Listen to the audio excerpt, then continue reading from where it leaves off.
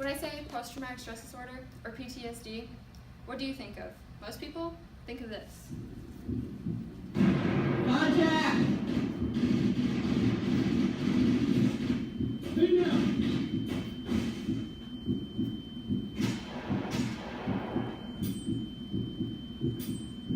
Stay with me!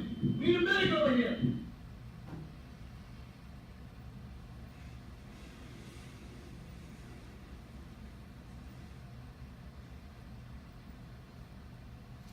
This is what I always think of. I always seem to forget about the other people who are affected by this disorder. As a friend of someone whose mother suffers from PTSD from serving overseas, I see how difficult this disorder can be for families. Recently, I was also made aware of PTSD from non-combat situations. I will discuss what the definition of PTSD is and who it typically affects. I will also discuss some examples and what treatments are recommended. First, the definition of PTSD. According to the National Institute of Mental Disorder, PTSD is defined as a disorder that develops in some people who have experienced a shocking, scary, or dangerous event. Many people, me included, commonly think of this as something that soldiers suffer from. According to the definition, anyone who has lived through and survived this or a scary event can develop this disorder. Next, I would like to discuss who is typically affected.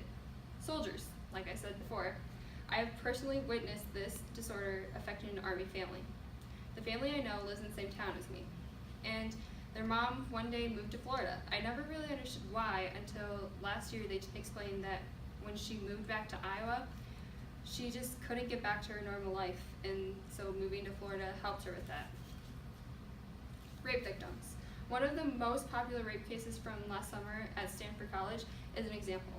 The young woman who was assaulted states in her letter to the court, which I read on BuzzFeed website, stated, "I do not sleep when I think about it. The way it could have gone if the guys had never come. Once again, after a terrifying event, someone's life is altered and won't ever be the same." Someone who is just doing their job. A family friend of mine works at American Airlines. He pushes the plane back with his tug, and he has to bend over between the tug and the plane to unhook the plane from the moving thing. And it one day collapsed on him, and he was stuck between the tug and the plane. It took him a couple weeks to get back to work because every time he got close to the plane, he was scared it would happen again. I'd like to now discuss the symptoms these people had that indicated that they were suffering from PTSD. I will also mention some other symptoms experienced with PTSD. PTSD, a growing epidemic, claims some of these symptoms appear 3 months after the unfortunate experience. The following symptoms are popular according to the National Center of PTSD. Flashbacks, or reliving the event over and over again, sometimes leading to less sleep, avoiding places and things that remind you of the event, being more edgy or startled than normal, trouble remembering key features of the event, feelings of blame or guilt, loss of interest in events and things that normally bring joy.